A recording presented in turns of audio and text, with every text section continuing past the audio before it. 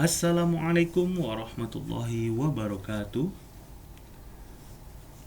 Baik teman-teman, salam sejahtera untuk kita semua. Oke, kembali lagi bersama saya Abdi Iswahyudi Yasril. Kali ini kita akan membahas bagaimana cara mengolah data jika kita mempunyai data 3 kelompok, dimana ini masih dalam ranah penelitian eksperimen ya teman-teman. Pada video sebelumnya kita sudah mempelajari penelitian eksperimen dengan satu kelompok, yaitu uji Pirate Sample T-Test. Kemudian ada Independent Sample T-Test, yaitu untuk meneliti perbedaan dua kelompok.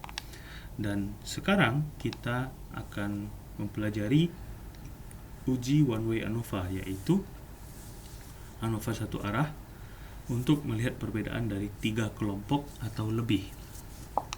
Jadi teman-teman bisa tahu ya, kuncinya jelas kalau satu kelompok adalah Pirate Sample T-Test, 2 kelompok Independent Sample T-Test, 3 kelompok itu adalah one way ANOVA. Sebenarnya ada jenis ANOVA lain, yaitu two way ANOVA atau ANOVA 2 arah. Namun kita hanya berfokus pada one way ANOVA dulu saja teman-teman, karena ini yang paling sering digunakan dalam suatu penelitian.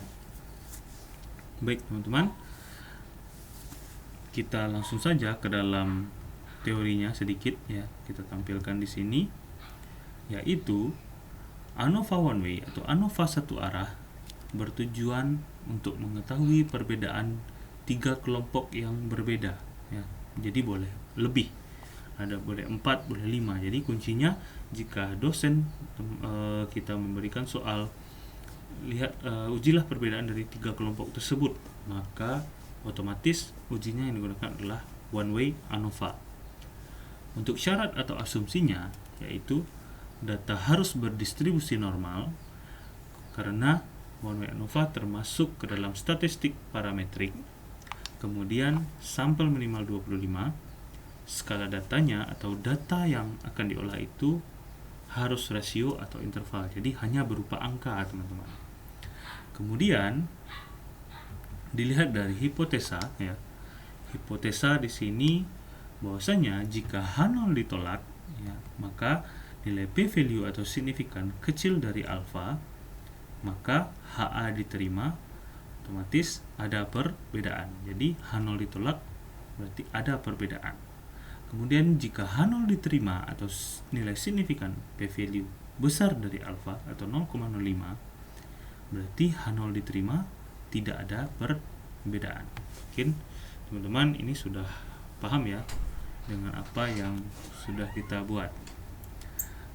Baik teman-teman, kita masuk ke contoh soal. Di sini kita sudah membuatkan contoh soal dari melihat perbedaan dari gaji tenaga kesehatan, yaitu ada farmasi, ada perawat, ada kesmas. Jadi pertanyaannya adalah, apakah ada perbedaan gaji dari 3 kelompok jenis pekerjaan ini? Lihat di sini ada farmasi sebanyak 7 orang, perawat sebanyak 7 orang, kesmas sebanyak 7 orang. Maka dari itu kita langsung saja tampilkan menu aplikasinya, yaitu seperti ini. Terlihat di sini berbeda ya teman-teman, tampilan dari pertanyaan dengan master table aplikasi SPSS-nya, dimana untuk ANOVA itu harus digabung jika ingin dientrikan datanya ke dalam aplikasi SPSS, dimana di sini penggabungannya adalah yang pertama sesuai dengan urutan saja. Kelompok 1 itu adalah farmasi, berarti 1 sampai 7 kita masukkan data tentang farmasi. Kemudian menyambung dari itu adalah perawat dari 8 sampai 14. Kemudian dari 15 sampai 21 itu adalah kelompok 3, yaitu kesmas. Kemudian bagaimana cara pembuatan pengkodian ini? Itu bisa dilihat dari sini teman-teman. Ada variable view, ada nilai value di sini. Kemudian teman-teman bisa menggunakan kodenya 1 farmasi, 2 perawat, 3 kesmas. Jadi angkanya di sini labelnya 1 di sini 1, kemudian di sini buat farmasi seperti itu. Dan untuk lebih lanjutnya teman-teman bisa mempelajari di video sebelumnya, yaitu tentang pengkodingan data. Di situ teman-teman akan dapat informasi yang lebih lengkap.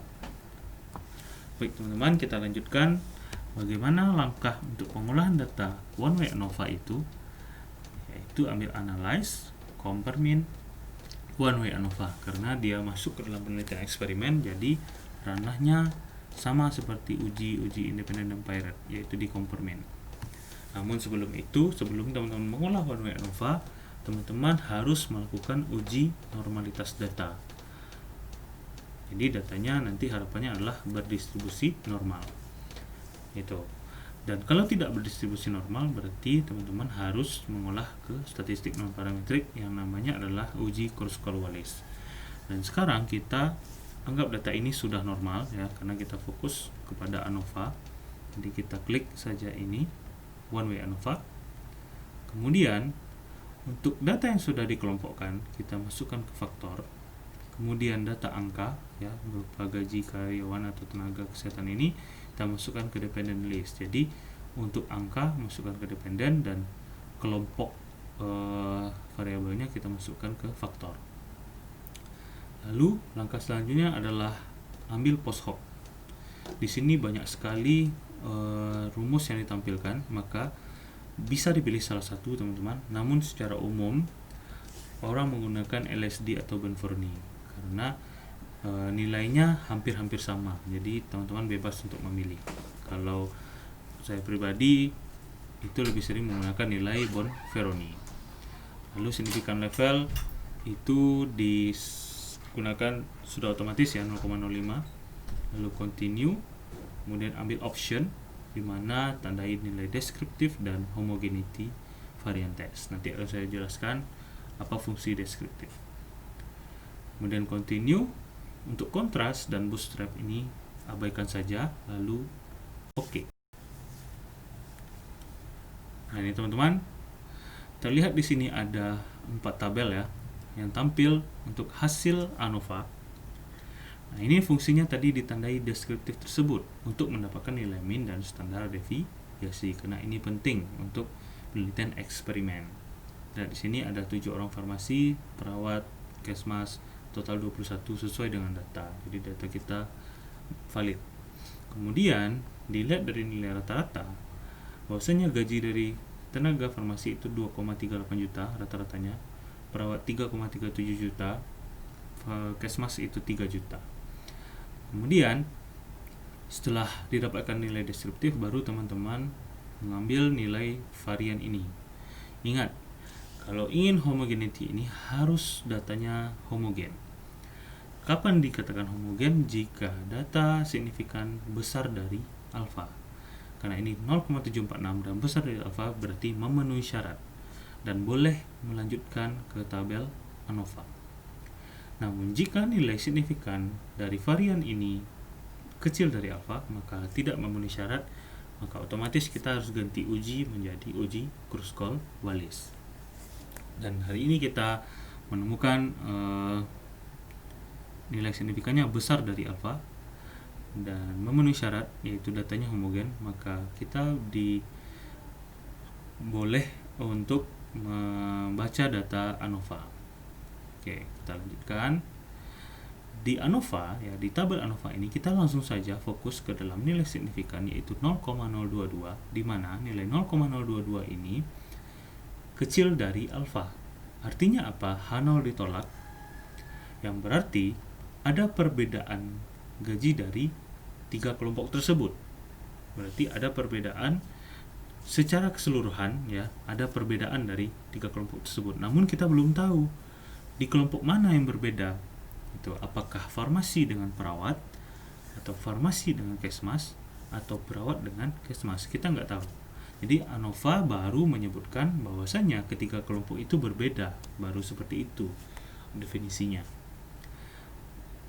Namun jika nilai ANOVA ini tidak signifikan, yaitu p-value besar dari alfa, signifikan besar dari alfa, maka tidak ada perbedaan dari 3 kelompok, maka kita tidak perlu melanjutkan ke tabel post hoc karena otomatis sudah tidak akan berbeda.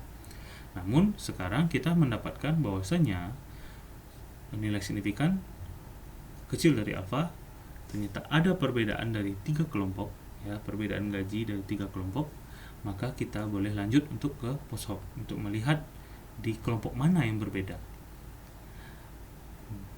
Baik teman-teman, di dalam tabel post hoc diperoleh nilai signifikan ada 0,020 yang berarti yang berbeda itu adalah farmasi dengan perawat.